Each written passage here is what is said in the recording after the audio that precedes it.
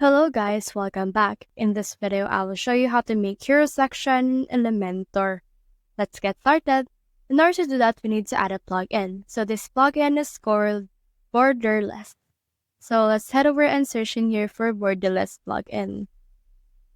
Now in here, you should be able to see some search results related to this case, and you can see this Borderless, which is Elements template and toolkit for Elementor and Gutenberg.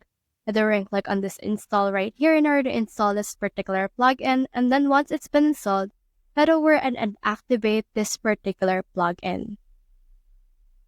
As you can see right now, it's been activated, and once it's been activated, let's head over right here to our pages that we want to actually add the hero section into. I've decided to add my hero section to my display page right here.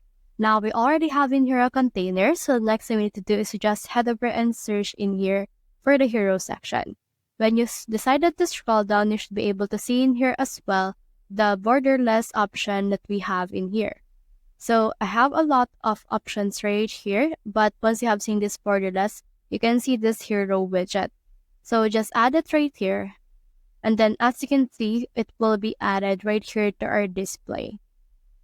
Now this is what it looks like. Just head over and fill up all of the things right here. So I'll head over and add in here the title as well as the subtitle.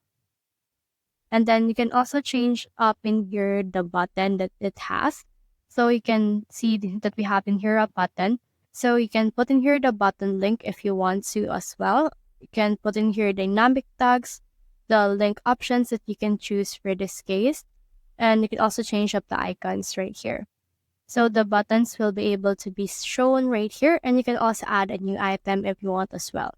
So on this added item, we can add some few more options or things in this hero section that you have just made.